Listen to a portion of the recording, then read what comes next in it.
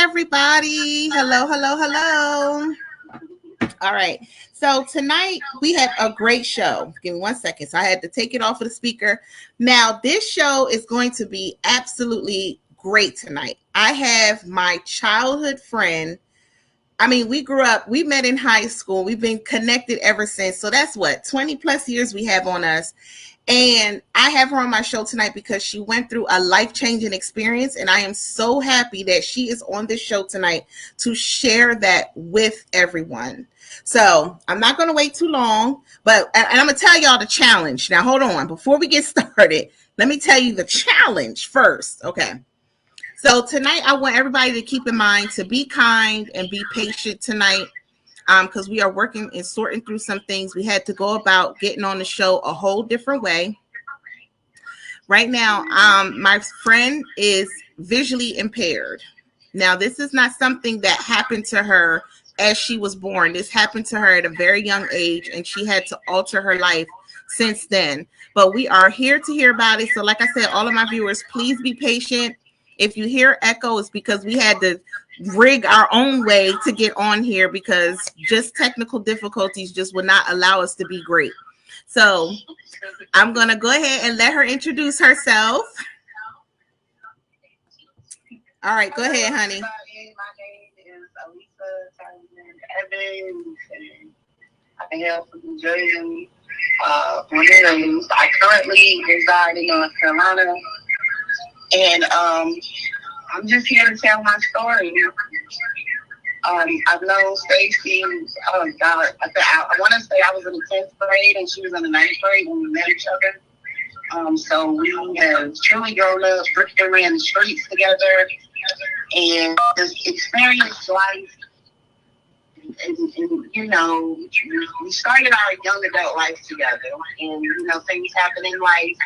And sometimes you have to separate from good friends, and you go through stuff. But at the age of 20, I started to experience some really violent headaches, and not knowing why, going to multiple hospitals, and just just having to deal with them saying, "Hey, there's nothing wrong," and then still dealing with the pain and the aftermath of the violent headaches. I end up having what they call a blood-based stroke, a hematoma. The main arteries that separates my brain into different quadrants were completely clotted with blood. And my blood in my body was no longer circulating. It started to collect on my brain. And in 2003, I had what did they call it? I had the hugest blood clot in history ever to accumulate on a person's brain. It literally swelled up my head and my face to about 5 times the normal size. From my understanding, I was unrecognizable. And for 4 weeks, they could not figure out what was wrong with me. I often tell my story to people, and they're like, "Oh, well, I am so sorry." And hold on, Lisa. Hold on, honey. Hold on, honey, because you're getting some feedback in your thing. All right, so like I said, guys, tonight I'm asking for everyone's patience because we had to figure out another way to get on the show because, again, my friend is visually impaired. So just so everyone can understand, she had like a blood disorder, right? And which caused. Okay. Didn't know what the cause of it was. Okay. It took about 4 weeks for them to figure out, and literally every organ in my body was shut down. I was dying. Wow. And a lot of people when they ask me how I went blind, the first thing is to say that, "Hey, I am so sorry." And I tell them, "Oh, I'm so sorry for me." Because me going blind was actually a blessing in disguise. While losing my vision and being blind, I have met so many interesting people. I've learned so much important information, not just about blind lives, period, but society. And I am willing to answer any questions. I'm willing to encourage others, enrich my story, and I can't give back in the way that I want to because I can't see. So I'm always willing to help the next blind or visually impaired person or any person for that matter. If I have access to certain resources or information, I'm willing to share that and share my story because sometimes your story can encourage the next person. You never know what someone's going through, what they're dealing with outside of the environment that you see them in. And just hearing your story can be very encouraging and uplifting. So, So I have a question because I swear every time that we get on the phone, we always act up. It's like we could go days, months without talking to each other, and it's like we never stop talking. So, right, and never skip a beat. So I just want to know, Lisa, even though I'm your friend and we've been in each other's lives for this long, when you had got sick, I think there was a period of time where we was in separate places, right? Because I didn't know what happened to you. So all I remember you telling me is when you got up, you called me from the phone in the hospital. I remember that. And I was like, oh my God, I can't believe you. Are you okay? What happened? And we were only, 19, 20 years old at this time? Actually, I had lost. So they kept me sedated. And once they figured out what was wrong, they started giving me the medication and all of that stuff. So when they actually brought me out of sedation, it was my birthday, my 21st birthday. And when I came out of sedation and I opened my eyes, I couldn't see. And I tried to explain that to the doctor. He's like, what do you mean you can't see? I'm like, bro, I can't see. There's no other way to say that. How did you feel at that moment not having, did you think it was temporary or did you think it like, oh my God, I'm blind? What is going on? I thought it was temporary. My mother and I both did. Because, I had suffered from headaches throughout my whole childhood, violent headaches. They started developing at the age of 5. And, we never knew the cause of it. We were told it was epilepsy. And then as I got older, I started to have these epileptic blackouts. Uh-huh. And then, come to find out, after they figured out what was wrong with me, I possess a rare antibody. Well, it was rare when I was diagnosed with it. It's not rare anymore. It's popping up a lot amongst young women, young men. It doesn't matter if you're black or white. It's just popping up. I mean, to be honest, I think it's the food. Right. We're not going to put that in the atmosphere. But I possess this rare antibody. And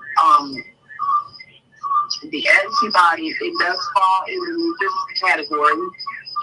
A lot of people don't know that when you get tested for lupus, you have to possess 6 different types of medical traits that fall under lupus.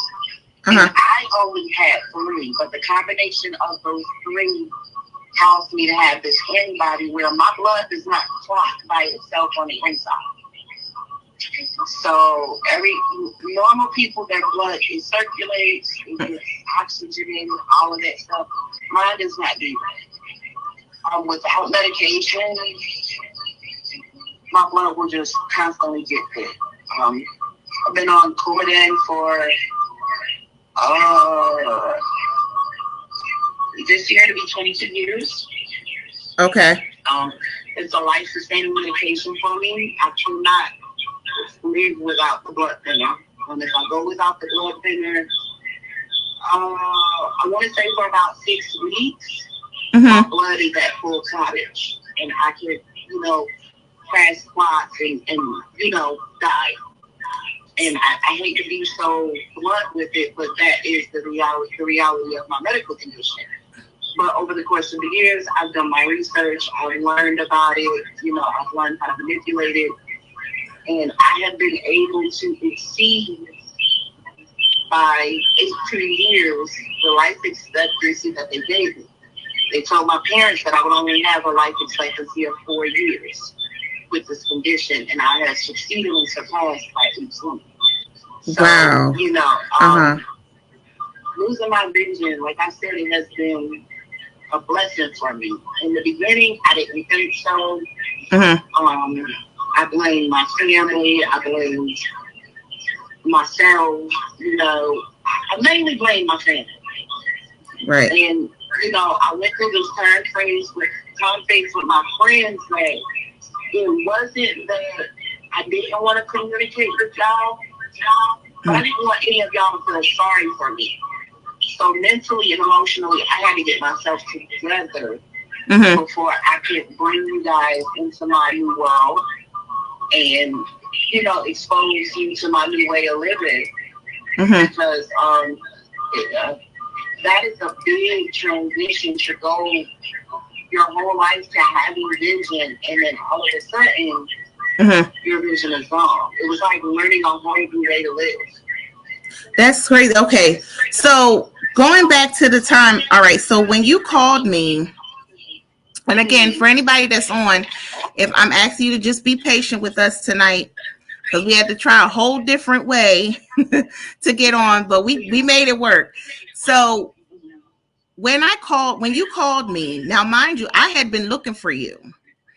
And girl, your dad, girl, I'll never forget. I got on that phone. That man said, "Do not call her ever again," and banged in my ear. I said, "What in the world?" I guess because they were so angry. Because I have to tell y'all, I don't know what would have happened, because me and Elisa was nonstop in the streets. You couldn't tell us nothing. We did what we wanted to do. We went everywhere we wanted to go. We did what we wanted to do. And I don't know. Sometimes I'm thinking, like, if we didn't stop when we did, or what would have happened, where we would be today, because we just did not care. We were relentless. We were just running the streets. So I don't know if at that time your father might have thought us being the way that we were had a part to play in why you were sick. I think he was just so angry, but I was so grateful when you did finally call me that you were okay. But you said in the phone, I remember it just like it was yesterday. You was like, "I'm blind." And I'm like, "Blind?" And I'm like, "Well, I think I did ask you if it was temporary, is it permanent?" And that became the new norm for you. So I have to ask a question real quick. Sorry about that. If after that situation, after you found out this was something that was just not healing, you figured to yourself that this is it, this is my new life, how did it make you feel? Did you suffer from any like depression or? So to address it, in the beginning, the vision issues I had, they were temporary. But I got put into a situation where doctors did not fully research a certain medication that they had me on. And so essentially what happened was they thought the medication was supposed to do, it did the opposite. Oh. So they could, and this is a little bit of knowledge for people who don't know. When you are suffering with any type of eye condition, it can be glaucoma, you can have pink eye, your eyes just have to be in some kind of fluid. Now, and you take prednisone will make those symptoms that you have worse. And it can also get to the point of you losing your blindness. We didn't find that out until years later. They had me on this prednisone. So my weight just ballooned up. Like, I got to the point, I wasn't even eating anything, and I was still gaining weight. And I walked into my doctor's office, and I put the viral pills on his desk. I said, "I'm not taking this no more." I said, "I'm not even eating nothing." and I'm still gaining weight. This medication is blowing me up, and I will never forget. Took 2 years for me to see the eye specialist, Mm-hmm. and I went to Cooper Eye Institute, and at that time, when my mom took me, they did an evaluation of my eyes and everything, and they went back and they read medical history, all of that happened, and all the medications I was given, and they messed up, and they tried to keep it from my mom because they had a normal high appointment, 30 minutes, 1 hour at the most. They had us up here for 3 hours trying to figure out how to tell my mom that I was never going to get my vision back because they had messed up, and the pregnant zone, when I woke out of sedations and my vision was fading, my optic nerves were just swollen. It's an echo. Hold on, Lisa. Hold on. Okay, I need y'all to help me out there if you're hearing the echo. Okay, I think let me see if it's better. Go ahead and talk. Finish talking. Yeah, I think the microphone from my phone is being picked up by the computer, but I have moved it a good distance away, so you can still hear me clearly? Yeah, I can hear you. Is it still an echo, my viewers? Is it still an echo? It's a slight one, but it's on your end. It's on my end. That's because I have to be allowing them to hear you too. So let me see if I can move it back. I do hear echo, but it's not too bad. Okay. She said it's much better. All right. So just to let me catch everybody up. So okay, great. So now Lisa's here. She she had her situation. Okay, thank you. All right. She had her situation. She found out from the doctors, this is it. I'm blind now. This is a permanent situation. The doctors kept it from her. They were like trying to figure out a way to tell her and her mom that this is a permanent situation. So now you're 21. You just turned 21. Now that's the time to really turn up. Okay, like I said, we was in the streets terribly. And now when you're 21, you're like, this is my new life. I can't, I'm done. I can't see nothing. And I know I did not hear from you for like a year after that. After you initially told me that, it's like you disappeared. And I'm like, well, what the heck happened? So I'm figuring during that time, that's when were you going through a breakdown?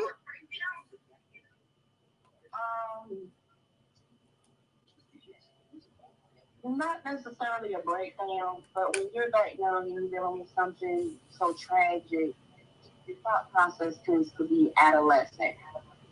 And I just felt as though that you guys, like my friends that I had back then, would treat me differently. And I didn't want to hear oh, I'm so sorry. I didn't want to hear that type of stuff. But had I learned what I learned about life at the age I am now, I would have surrounded myself with you guys, because when you go through a transition like that, the best thing to do is keep normalcy in it as much as you can. Right. And so what was normal for me was hanging out with y'all and, you know what I'm saying, sitting on the block all night and throwing water balloons at the boys for selling drugs on our street and all kinds of stuff. Like, we used to do a lot of crazy stuff. Right. Growing up. Nothing too dangerous or anything, nothing dangerous or nothing like that, but just riding around and experiencing life. What most young adults do once that sheltering factor from being raised by parents comes off. You experience life. Right. So you remember how it used to be when my dad would just give us the keys and we out. Yes, and as long as you was with me, he had no problem. Yep, as long as I put that gas back in that car, we was gone. Yep. So I'm just like, it's just, we have so many memories, and I'm thinking to myself, had this not happened, where would we be? And I'm feeling so bad because I didn't have that chance to help you go through that. I didn't. And I felt I didn't get to enjoy you more until Dorian was getting ready to be born. That's when we had the most time spent, is during that time. And I just felt so guilty because I'm like, wow, my friend is only, we're young, and now she can't see. And this is something that's going to go on for the rest of her life.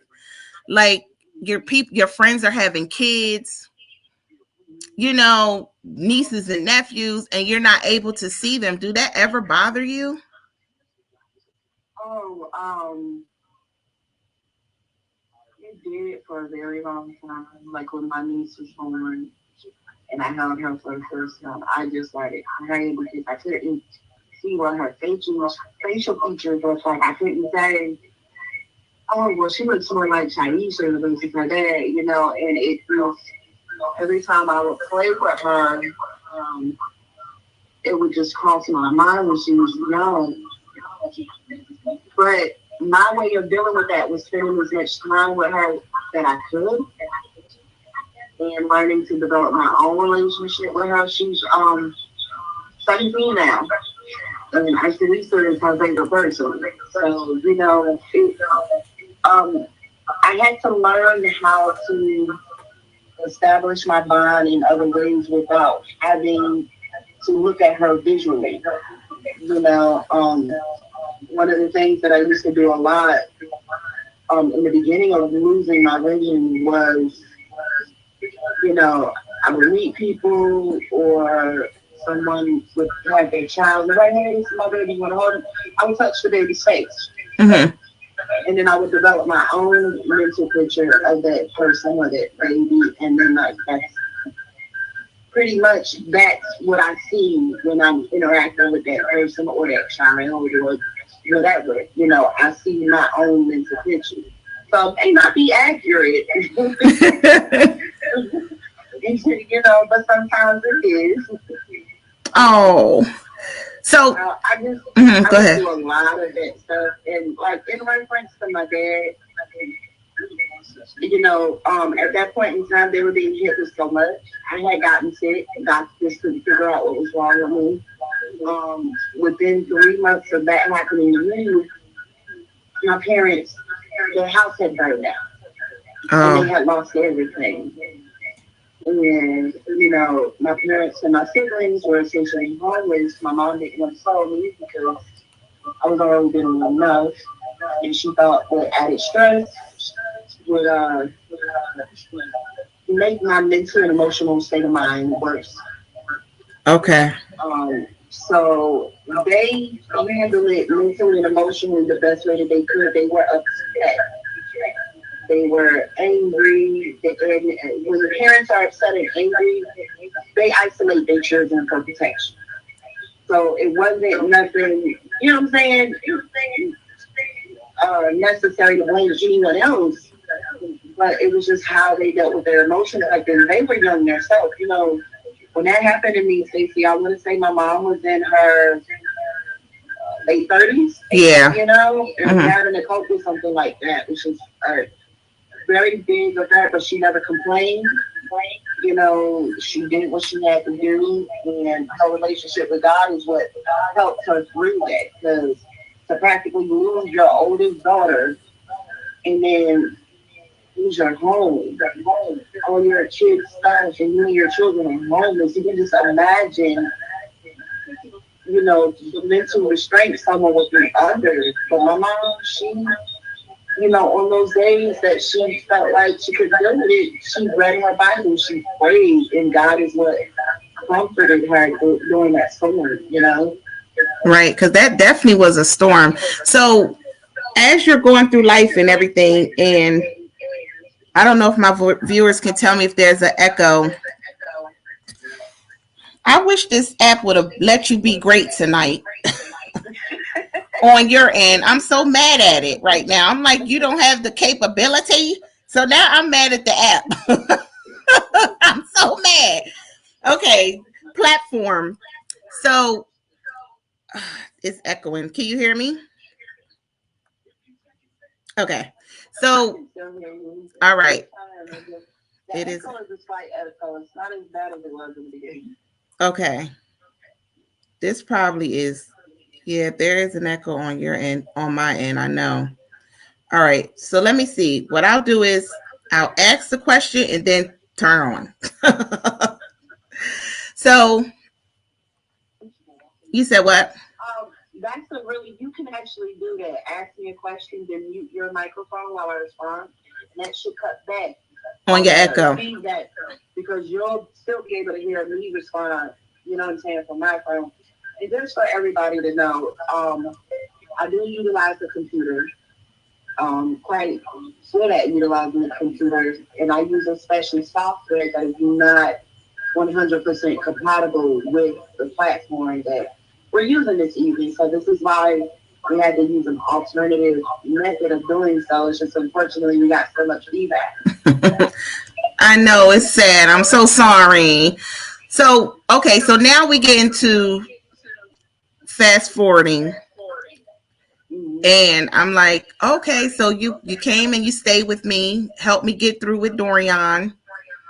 Best godmother ever because she carried me. I mean, she was the baby dad for real because she was feeding me. Yeah, I I mean, put my little pot, I plugged up in the bowl, cooking breakfast for you because you were so sick with the morning sickness that you could go. Here I go right in my room, plug up my little pot, and my sausage, my eggs, cheese, and made you something to eat because I wanted to help alleviate your nausea any way that I could. But, yeah, when women get pregnant, that's nausea can be serious for them. yeah. You definitely helped me Nausea. through it. You did. You were there every step of the way. And then you moved on and you met your first husband. So how did that go? Um, oh wow. So after leaving, um, I got offered a really good government job, so I went and took it. I had to move. I worked there. I met some okay people, and I met some disruptors and um, just people that were detrimental to my lifestyle. I'm not gonna sugarcoat it. My past after losing my vision, it wasn't no cakewalk. I still went through stuff, you know, but I had to get to the point that I am today because it's whatever God has in store for me or in store for you or anybody. Sometimes you have to go through those challenges to become the person that you need to be in order to carry out God's will. And Mhm. if you take it back to Moses, Moses was the prince of Egypt, one of the princes of Egypt, and he killed somebody, and he went to prison, and he became a slave. But he had to go through all of that to be great and to fulfill God's mission that God had in store for him. So, I never look back at the Mhm. tragic times and what was me Right. and just living that hurt and living that negativity and living that pain because it's not going to get you nowhere. Sometimes as human beings, we can hold our own self back from being great Right. when all we need to do is let go of that hurt and pain and pushing on like God needs us to. But I met my first husband, and I want to say, forward, 2010. And we were friends first. We were friends for about 3 years, and I had came out of a really bad relationship, and he was a good friend, and he told me he wanted to date me, and we dated for 6 months, and got married. We were married for 7 years. We had good times, we had bad times. But we realized that we were more compatible as friends than, Mhm. husband and wife. And sometimes we go apart from each other. And it's not, growing apart is not necessarily a bad thing. And a lot of people tend to think that, Mhm. you know, but that's never the case. It just depends on each situation. And you know, we had gone through some things, a lot of arguing, a lot of fighting. But at the end of the day, we just decided that separating would be best for us. And, you know, we went through a divorce. And now he's one of my bestest friends.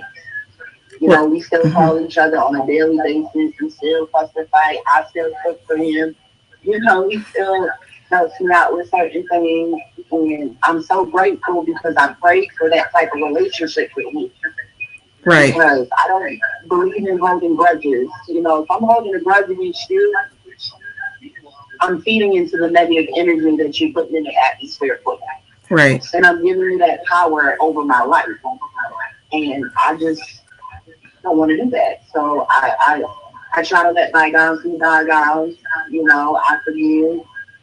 And depending upon the intensity of the situation, I'll forgive you, but I won't forget. You know what I'm right, saying? So, right. That was, I mean, um, y'all went through y'all trials mhm. and you did get through it and you held strong throughout the whole process. And I'm glad that you and him can still be friends till this day.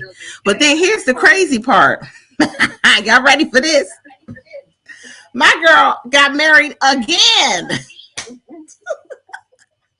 I'm sitting thinking to myself, like, I didn't even get married not one time. I'm like, how did she get married twice? So I was so happy for you. I was like, wait a minute. You know, Uh-huh. and hopefully you'll do a show about this, but with our generation, when we were brought up by our moms and they were single mothers, watching them multitask and keep up with everything is just something that was instilled in you and I. You know what I'm saying? And so now you got these, what is this, what do you call it? These millennials, these little girls lazy, you know, they lazy as all get out. They don't want to do nothing. Excuse me for being so candid. They don't want to do nothing but lay on their back. And they think laying on their back is going to be their way through life because that's what society is now teaching our young adults. Right, You know, the prettier you are, you can use your prettiness to get anything. right. Okay. But what you going to do when that prettiness runs out? You're no longer pretty. You're no longer physically appealing Mm-hmm. to a man. And now you got some of these men, they want a woman that can do it all. Cook, clean, Mm-hmm. had a baby on one breast, Mm-hmm. got the pot in the other hand, they cooking breakfast, Mm-hmm. they on the phone paying the bill. They want, you know, they want a woman to be able to, you know, accomplish that kind of stuff. And you know, in the Bible, that's Mm-hmm. why God made women the way that they are. Right. We can bear so much and still and stay focused. And Mm-hmm. we might be going through mentally, but that mental struggle is not going to affect what we have to do as far as our kids, as far as our husband or significant other. We Mm-hmm. still gonna do what we got to do at the end of the day. Well, shoot, Lisa, I'm out here working like a dog. You holding it down. You got one notch on me. You got another notch over me. I mean, you handling business without having, your vision. You holding it down. I'm like, you getting married again? I said, okay, hold on now. Something ain't right. Something's not right. But I mean, it was so enlightening to just see you be able to still live a normal life even with the situation that you went through. And then I want to ask you a question. How is it to have to so would you married someone that's in the blind community like yourself? Yeah, oh yes, child. I'm sorry. No offense to my man that got sight. I don't do them no more. Okay. So that's I just that's don't. do you think it's more relatable that way? It is. And don't get me wrong. I've been in relationships, and you've been there for some of them. Mm-hmm. I've been in relationships where I'm blind, and unfortunately, the people that I chose, they would look at my blindness as, oh, it's the winning ticket right here because I could do this and do that, and she would never know it because she can't see. You know what I'm Mm. saying? I've had people steal money from me. And I'm gonna give you a prime example. Like I had some cash on me, and it was 10 to 5. So the guy I was dealing with at the time, I told him to go to the store, give me two back, and go to the store and get something. I think it was a pack of Black and Miles. Mm-hmm. But I told him to bring me back 2 5s. My man came back from the store and gave me two singles instead of giving me the 2 5s. Mm. You know what I'm saying? So he pocketed the rest of the change, but if he had to deal with situations like that, I would be in a vulnerable state due to, being blind, and people would just take advantage. So that alone it made me want to immerse myself within the blind community fully. And so I started getting to know other blind people who were around my age and who were dealing with the same visual issues and the same stigmas that come with being blind. Like, some of the stuff that people do to us is just like, Mm-hmm. I went out to dinner with my parents one time, and the waitress comes up and she's everybody order, and then it's my turn, and she whispers to my mom, "What was she like?"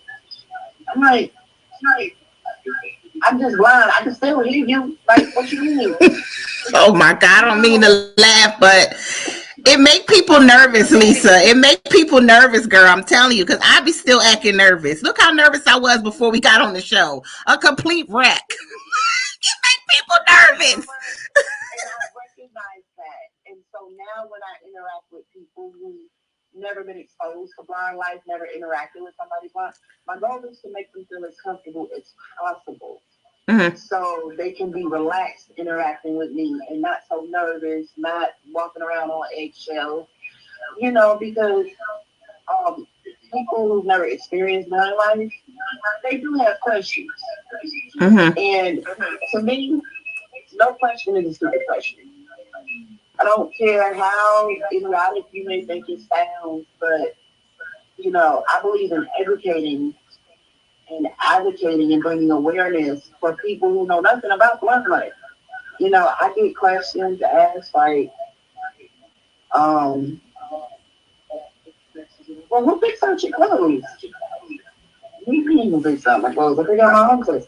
Well, how do you know what you wear? And I'm like, I usually figure that out when I buy it. I mean, that is a question, though. It's like, how do you know what you're wearing? Did you ever go out the house backwards? Like, what, you know? And I hate to be that way, but listen, I'm your friend, longtime friend. Right. Okay, we got 20 plus years in the game, and I still be questioning some things like, how is my girl making it? I mean,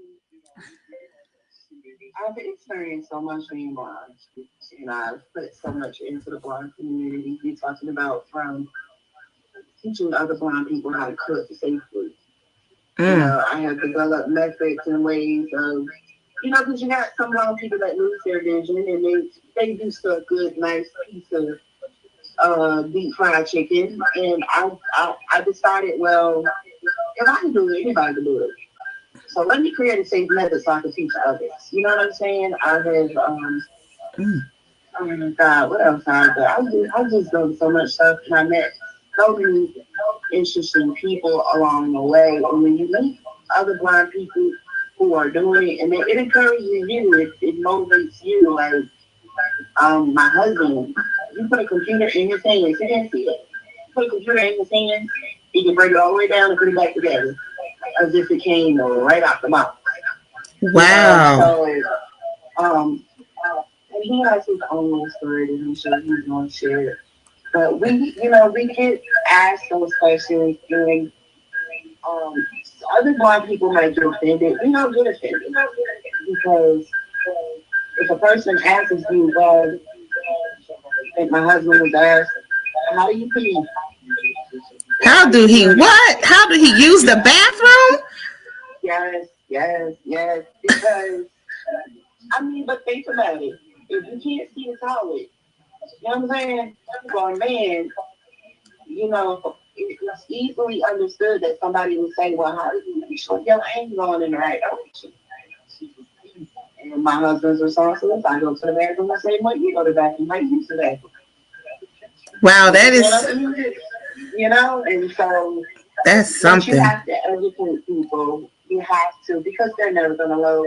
And the Black community has been sheltered for so many years, you know, been ostracized and separated from society.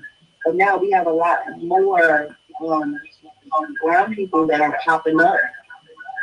Not just brown, but visually impaired as well that are popping up and they're making moves. Like I just recently found out yesterday for all you sports fans, the owner of the Cleveland Cavaliers, he is completely and totally blind. He's been Wow. blind for the last 50 years of his life.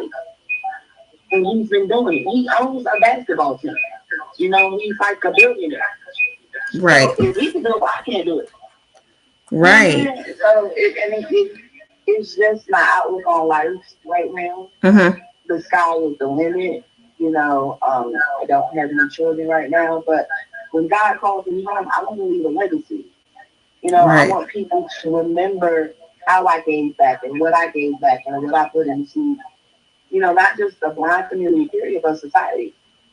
I mean, you did a good job. And You know, speaking of your husband, I know he's there with you, so I want to ask him a couple of questions. Now, he might be different. Hi, how you doing? I'm doing great. I'm doing great. And I have a comment here for Lisa. She said, "Thanks for sharing your testimony, Elisa. You are an inspiring queen." This is my girl Tanelia. thanks, I said thank you. Okay, great. And look, your husband ready, girl. He got a smile on his face. He is ready. All right. So tell me a little bit about yourself, TJ. My name is Terry Evans, aka TJ. This is Terry Jr. I'm from Pine Bluff, Arkansas. I've been living in Greensboro, North Carolina since 2018. I am 36 years old. I wasn't fully born blind. I was born with an eye condition called polygloma, what was called nystagmus and polygloma syndrome. And basically, what that is polygloma syndrome. I have no lips in my left eye. I can't hear you. You fading out. You fading out, my dear. I can hear you a little bit. Yep, that's better. Mute your microphone on your end. Okay, so go ahead. All right. So I was born with an eye condition called polygloma syndrome, and I also have what's called nystagmus, and I also have, which I'm sure all of you are real familiar with, glaucoma. But I could see when I was younger, so I had an opportunity to get out here, ride bikes, play basketball, all the stuff that a sighted person would be able to do, learn how to drive, and all of this stuff. I was told by my doctors that one day I might wake up and my vision might be gone. And it was one day, I was 16 years old, I woke up and everything was dark. And I panicked for a while and everything started to come back, but it was very blurry. Went to the doctor, and that's when I found out that my vision, there's no way that it could be restored because of my lens. It was so scarred. And I have glaucoma on top of that, so I have some light perception, but I can see light mainly in my right eye. My left eye is completely dead, but I haven't let that stop me at all. A little bit about myself, a little bit about my testimony, which is really so of course, me and my wife, our walks of life were different. Um, when I was around 22 years old, I was shot by my uncle um, over a drug deal that went bad. Um, I got twice an operating table because of that, but for some reason, God had in his mind that he had another plan for me, so he didn't take me away. 2 months after that, one of my best friends that I grew up with in childhood, at this time I was couch surfing, as some people must, a lot of people might want to call it. And so one day, I was laying down trying to get me some rest, and he had just met one of his friends. Well, he calls it a friend, and his friend wanted to come upon a lick. For those who don't know what a lick is, it's trying to come on like in a quick hustle. And so I was sleeping on the couch, and my best friend let this man stab me in my chest and left me bleeding on his couch. Now, his mother, if it weren't for his mother coming in and finding me, I wouldn't be here to this day. And she came in and she found me bleeding all over her leather couch. Of course, she was a little bit perturbed about it, but I didn't die. And so when she got me to the hospital, she stayed there. And once I told her what happened, well, she found out what happened because they found out everything was on camera. So she was able to go back and see everything that happened. And so she had the police start pick this guy up. Mind you, me and this guy we grew up at the height of the centipede's toes in preschool. And got him, the mother went and told them to go pick him up, bring him to the hospital. And she asked him, why did you do what you did? Well, my friend needed some money and we didn't have another option. And she was like, why would you do this to this man? Mind you, I barely had anything, but what I had, I tried to do what I could to share. Mhm. Now, me and him both came from different walks of life. Now, he wasn't raised around the street life. He was one of those kids who was, in school and things like that, but a lot of these kids, which I don't understand to this day, he glorified the street life. And so he wanted to call himself trying to say, hey, I was on the selling drugs, I'm on the Robinson, and thought that because I was blind, it was easy live. Mind you, I was doing all of this, selling drugs and all of this, trying to survive, taking care of myself while I was blind. And I made it work. And so, came to the hospitals and cried and everything. We apologized, and his mother told them to take him to jail.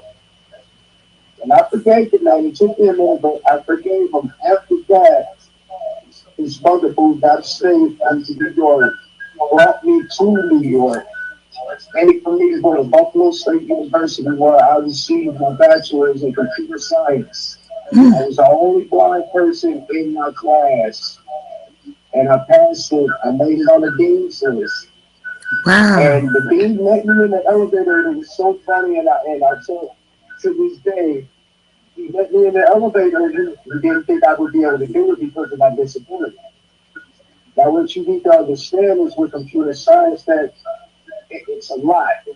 You have to there's doing networking, creating different types of networks.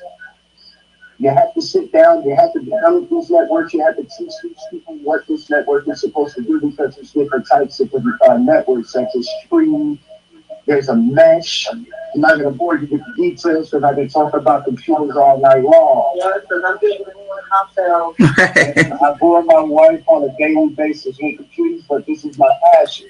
Right. And I started working with computers when I was 8 years old. I took my first computer apart and I put it together. And now I can see beautiful computer parts in my hand. I'm blind, but I can put a computer together. I don't need to see it. I can install software. There's special software out here for blind people to use, where everybody can use it. It's just that people don't know about it, so they can't really utilize it.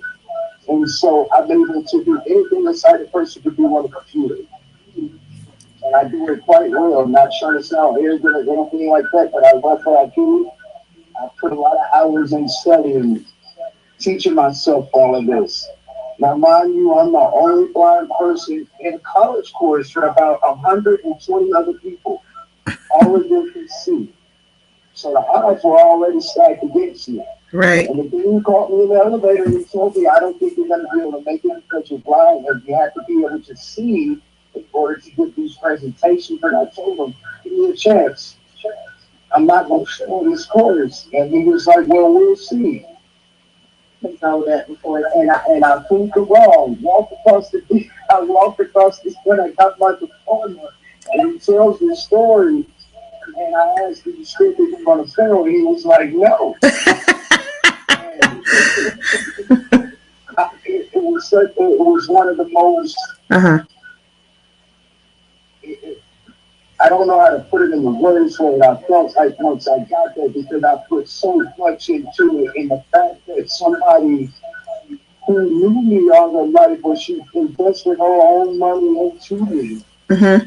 to put me through college after I had lost all my sight because she believed in me, and her investment paid off. Now I'm here. I have a computer science degree. The sky's the limit for me. And so, which brings me to I met my wife because on a limited amount of time here, so I can't go into graphic detail about everything. But I come here to Greensboro, North Carolina in 2018 Uh-huh. for a job opportunity. The place is called Industries for the Blind, and basically what they do is they make different appliances for the military, such as belts, pens, clipboards, um, gun tips, anything that you could possibly military apparel, t-shirts, shoes, anything you could think of, they make it. And there's contracts that they get from the military to make these products. And so the opportunity came, and I came up for an interview. And I wanted to talk, ladies and gentlemen. I'm not going to lie. If you let me, I'll talk to you guys. You're fine. But I love to talk. I love to share my story. You're okay. I feel like I have nothing to hide because I like to try to motivate people because I did not have a structure of people that believed in me who I could call on and who would get me through it. I had to depend on a lot of it had to do with faith, and for a while I gave up on my faith.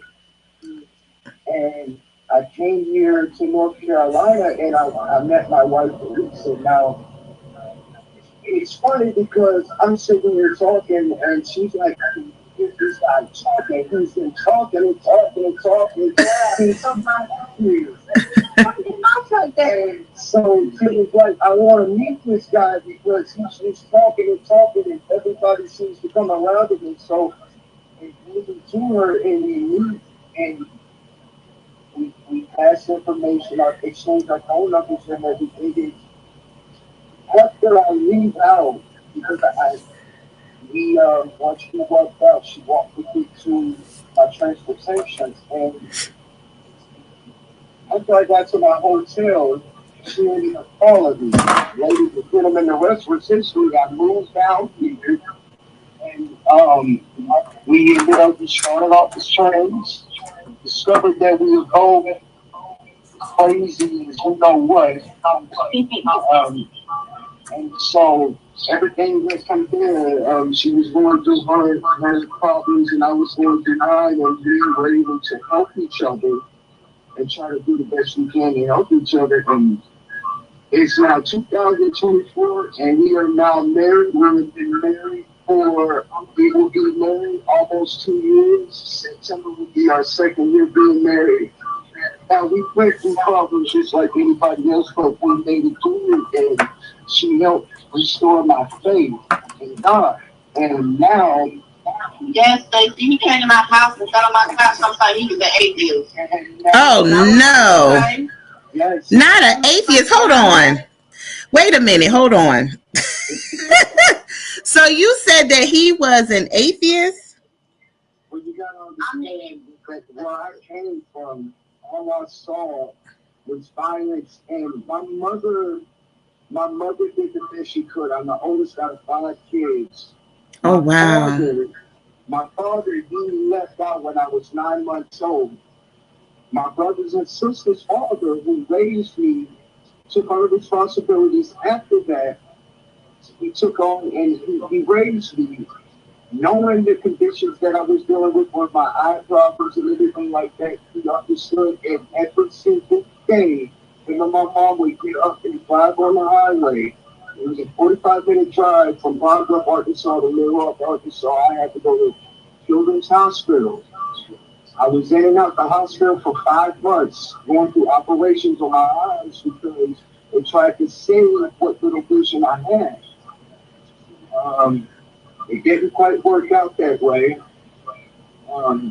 Ended up having to sue the hospital for malpractice because they ended up taking my left eye out completely. And I ended up losing my left eye, and so now I have a prosthetic eye. And for those who don't know what that is, it's a fake eye. But when the doctors put it in, they put the eye in vertical instead of horizontal. So my left eye is in kind of at a 45-degree angle. And because of all of that, I developed vertigo because of the glaucoma that I deal with. And for those who don't, I'm sure a lot of you heard of glaucoma. Everybody thinks that, hey, you have glaucoma, oh, you automatically smoke marijuana. That's for everybody. Now, truth be told, it does help. It does help with the eye pressure. It helps with help bringing the pain down and things of that nature. But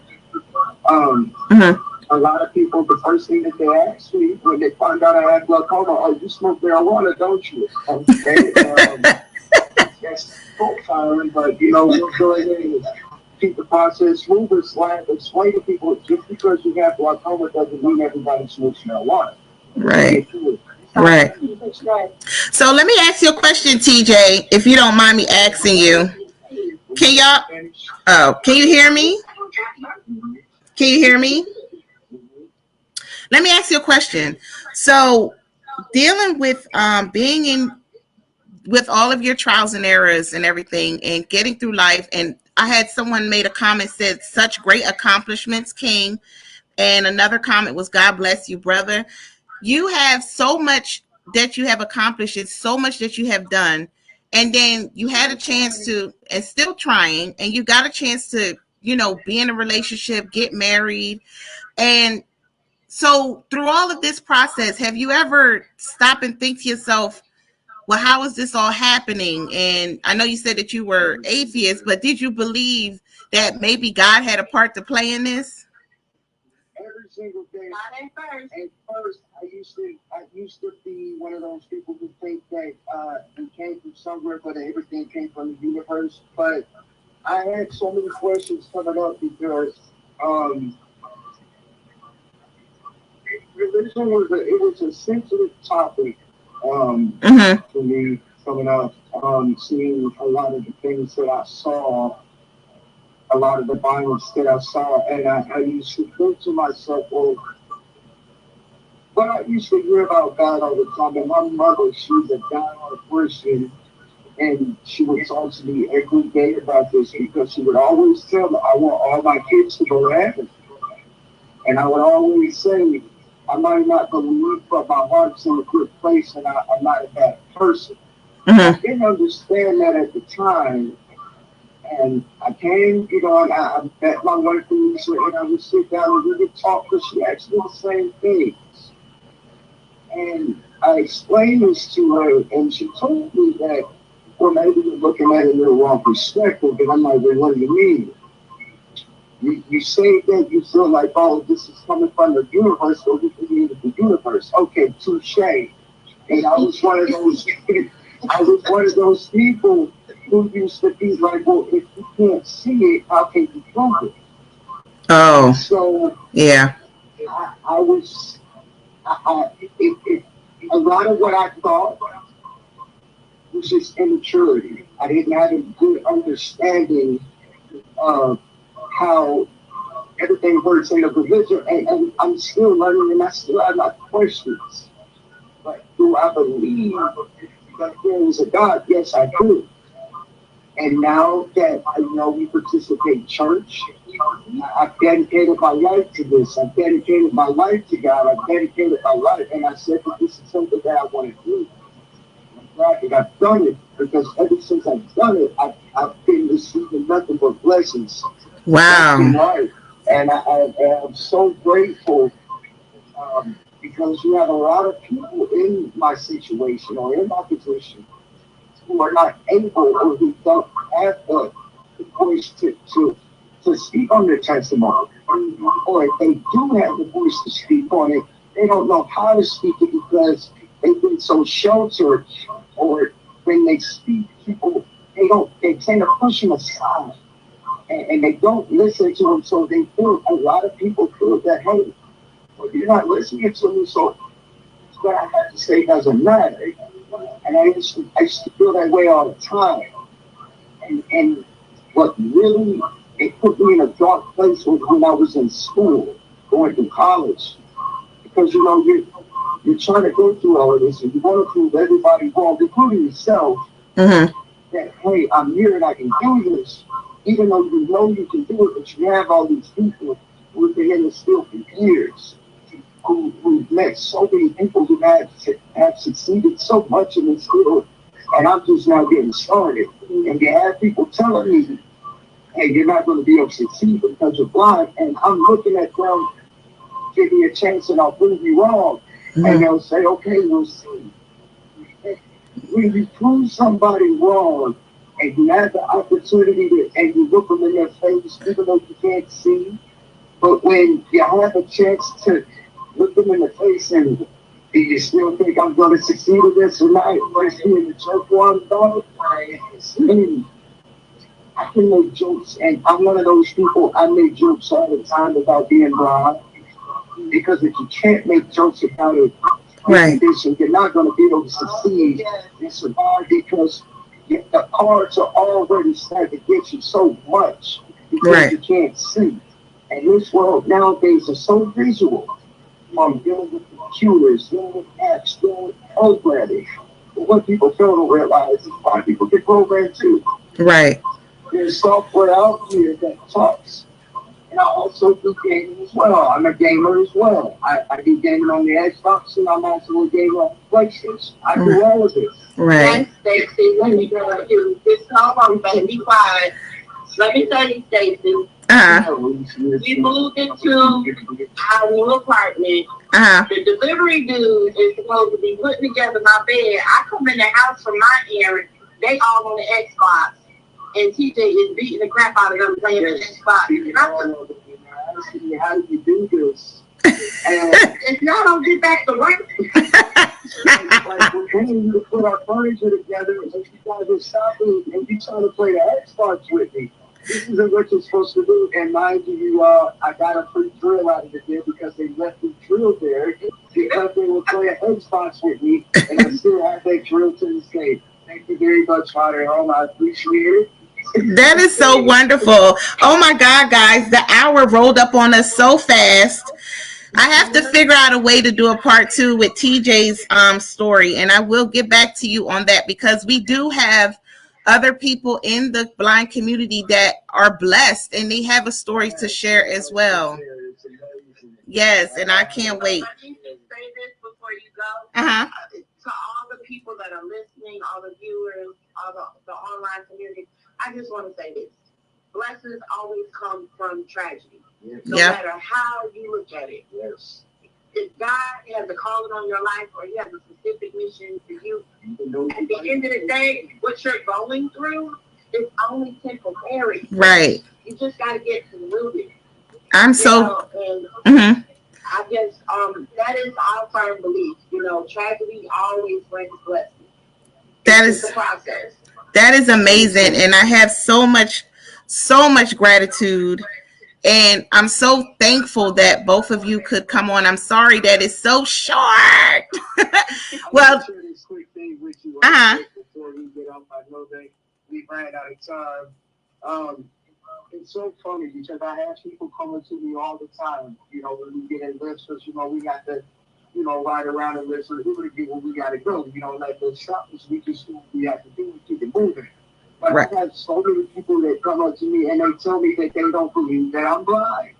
Yeah, mind you, I'm totally blind. I cannot see, but the way that I operate, the way that I move, you would not think I was blind. Yeah, and I tell people, I never let this disability stop me. Right. I was already prepared. I knew that there was a possibility that there was one day I was going to wake up and I wouldn't be able to see. So I was prepared at a young age how to navigate in the blind world. So, good deal, baby. Let's finish. I'm going to keep you guys on this. Don't ever feel like... Thank you, Stacey, for having us. Lisa, you are crazy. All right. Well,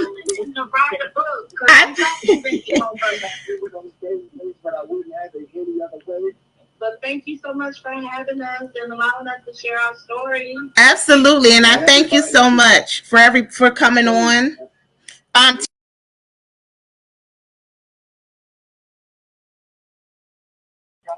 We'll get through and trust and believe me. I'm a walking, talking testimony of it. And you will never fail. Absolutely. I appreciate it. You'll never fail. Amen. And this is what we said where we are today. And on that note, everybody have a wonderful evening. And I hope that we're able to give you a part 2 of this interview. And I'm going to leave it at that. Oh, now you want to stop talking. No. Y'all are so funny. Y'all are cute together. But that was a beaut. That was very good. I thank y'all so much for coming on, and definitely we will have a part 2 for TJ at some point to just get the rest of his testimony. Thank you everybody for tuning in, and thank you so much for bearing with us because the platform would not let my girl be great tonight. But anyhow, exactly. We sure did. You have been unplugged. Thank you for tuning in, and you guys have a wonderful night. Bye.